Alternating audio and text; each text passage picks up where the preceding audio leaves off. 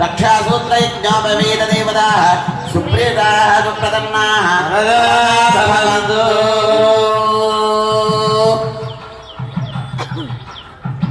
बोल वेंकटेश भगवान के गट्टिगा बोल वेंकटेश भगवान के స్వామి వారికి రక్షాసూత్ర ధారణ కార్యక్రమం జరుగుతుంది.